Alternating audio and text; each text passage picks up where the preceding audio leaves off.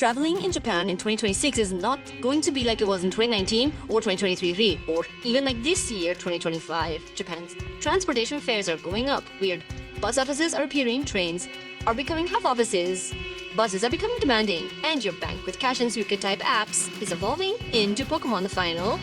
If you're thinking about getting around Japan in 2026, stay tuned because I'm going to tell you where you're going to pay more for transportation without realizing it, what new options you have to really save money, and what changes might catch you off guard if you've been thinking that Japan is still the same as when you last went.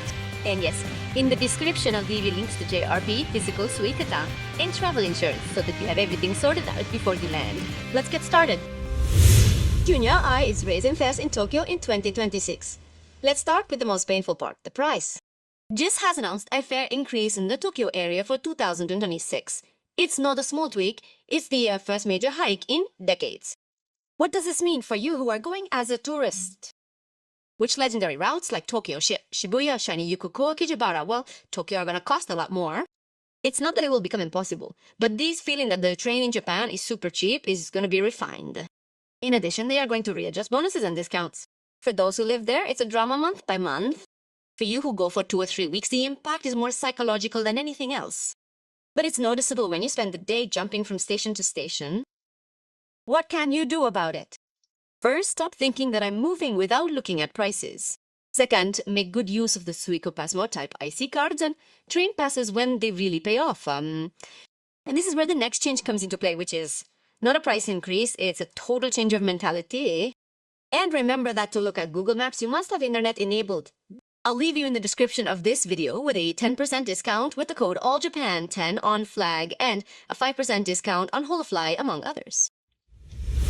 JRS introduces TPI, changing mobile Suica in 2026. It might complicate things, but hopefully for the better. Oh, they have announced TPay, a new payment system that will arrive in the mobile Suica app in the fall of 2026. Think of TPay as a nice digital wallet inside your Suica, more functions, fewer apps on your phone, and yes, it will also arrive in mobile PMO in 2027. What will you be able to do? Pay in stores, in apps, in restaurants, in taxis, make online purchases, even send money to another person with TPay. It's like having a credit card integrated into your transport card, and if you have both, Suica and Pasmo, you can transfer funds from one to the other without any problems. That's almost black magic in Japan. Also, if you link a view card, you can buy even if your Suica balance is 0, because TPI will automatically charge it to the card. It doesn't work with other cards, so it's a strategy to get your hands on one. Each purchase will generate points that can be redeemed at affiliated businesses. And there will also be something called barushik, which are basically bonuses and cash back to support local economies. Japan never misses an opportunity to turn a purchase into a complicated but useful system. The goal is clear, that people use Suica not only for trains, but for almost everything. And seeing how Japan is doing, with cashless, TPI will be part of daily life before we know it. Of course, compatible iPhones and iPhones with a Suica chip purchased in Japan will benefit the most. If your phone is not included in the club, you will still be able to use the physical Suica card. In the description, I leave you links to buy it before your trip already loaded so you can arrive and use it without thinking. Private rooms at the Tokaido Shinkansen. The next change is aimed directly at Shinkansen enthusiasts. In 2026, private rooms will start appearing on some trains of the Keio Shinen, the classic Tokyo-Kyoto Osaka. We're not talking about the typical wider first-class seat. We're talking about small rooms inside the train, enclosed spaces with doors for true privacy. Who's this for? People who want to make video calls without having half a carriage behind them, to work without having someone glued to the seat next to them, or simply to sleep without the person behind you bumping their knee the entire trip. Of course, they're not cheap, they're tied to higher classes, and you'll have to pay extra even if you have JRP, so it's not something you're going to use every day. But it could be interesting if you have a long journey and want to turn it into an office on the go. For you as a traveler, this means something clear. Japan is starting to treat the Shinkansen not just as transportation, but as premium space. And that always brings two things, more comfort, but more supplements. So when you see the option of a private cabin, think twice. Do you really need it, or is it just an Instagram whim? Yamagata Shinkansen E8 at 300 km/h? It's not all about Tokyo, Kyoto, and Osaka. In 2026, the Yamagata Shinkansen will finish rolling out its new 3 series, E8, and with it come schedule adjustments and speed improvements. Spanish translation for travelers. If you want to get off the beaten path of Tokyo, Kyoto, Osaka, Hiroshima, and explore the Yamagata area with its onsens, snow, summer festivals, rice fields, rice, faster arrivals, and newer trains. It's not the kind of change that makes all the tourist news, but for those looking for less crowded routes, this is a clear sign. The North is getting its act together.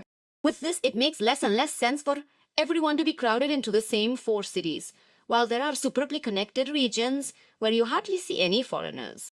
If you're thinking about a longer trip, like 3 or 4 weeks, start looking towards Tojoku. Transportation in 2026 is going to make things a lot easier for you. JBL Pass 2026, the bus alternative to the JR Pass. Let's talk about long-distance buses, because there's gold here for those on a tight budget. The JBL Pass is still available in 2026, a pass that lets you use a bunch of express buses around Japan. Think of routes between big cities and tourist areas. Tokyo, Osaka, Hiroshima, Takayama, Shirakuago, and several more. What's the great thing? It lets you replace some Shinkansen routes with bus routes and save a lot on fares. So it's not as fast or as comfortable as the bullet train, but if saving, money is your priority, and you have time, change the map. This pass has very specific sales and usage dates, and some blackout periods like New Year's, Golden Wiki, or Bon. That means that if your trip falls during high season, you'll have to check the dates very carefully to avoid surprises. Let me tell you straight, if you're short on time and want to go all out, Shinkansen and train passes, whether JRP or regional passes.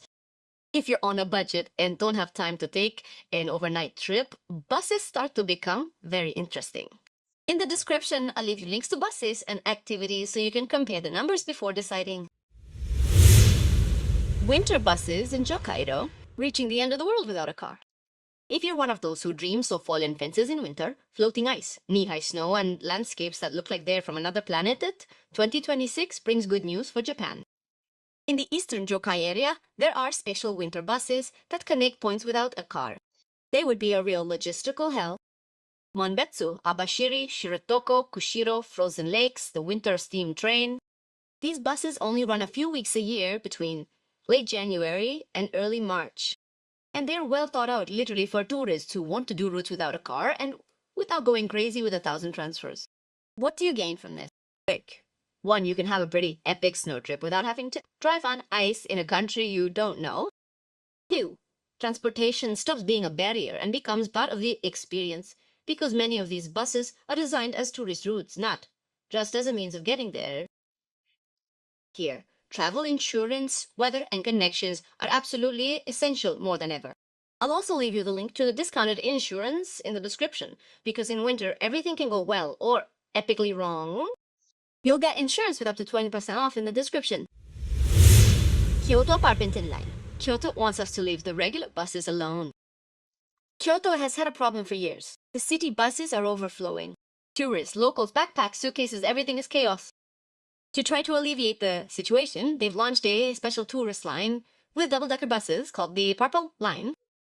The idea is that tourists take this bus that passes by temples and key areas and gives the regular buses that people use to go to work or to the doctor a chance to breathe a little. This fits in with the trend you're seeing in many cities in Japan. We want tourists, but organized, not everyone crammed onto the same old bus. It's worth it for you. If you're only going for a few days, want to see specific temples, and are overwhelmed by the hassle of public transport, it can be a convenient way to get around, especially if you're not comfortable with the regular lines. If you like to go more independently and save as much as possible, the combination of iCar plus the metro plus a couple of individual buses is probably still the best option. But the underlying message is clear. Things are getting reorganized, and by 2026 onwards, that's going to mean more services designed just for tourists and less patience with everything, okay?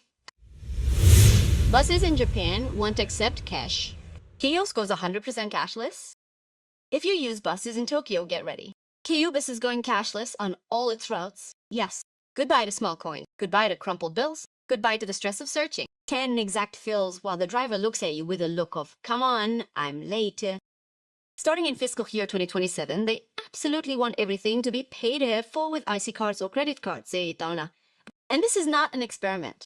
We're talking about 700 buses in Tokyo going digital only. It's so overwhelming that the ministry itself has said that there's no precedent in Japan for a company converting its entire line to cashless. And why are they doing this? Because handling cash is a monumental hassle for drivers.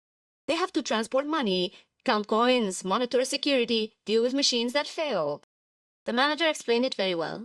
Cash isn't just money, it's a psychological burden. And the industry already has the same old problem, lack of staff. Removing cash means drivers can focus on what's important. Driving, not balancing, cash, registers. In addition, there's a key fact. Only about 4% of Keio Bus payments are still made in cash, meaning that almost no one uses coins anymore, except for some tourists, of course. That's why they are testing in specific areas. And if all goes well, in 2027, they will literally put a lock or a cover on the coin slots so that people understand that this is no longer working. The campaign will be very Japanese. Brochures, ads inside the bus, specials, everything explained in detail. This transition is not just technological, it is cultural. Japan, which has always been the country of cash, is accelerating its own cashless revolution.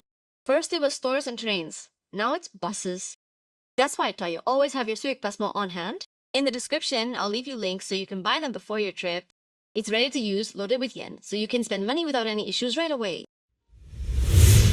How to prepare your trip to Japan in 2026 without messing up the transportation. I'll quickly summarize it for you. They're going to increase some stores in Tokyo. They're going to give you options to pay with your mobile phone and with IC cards. They're putting private booths on the Shinkansen so that you become an office train.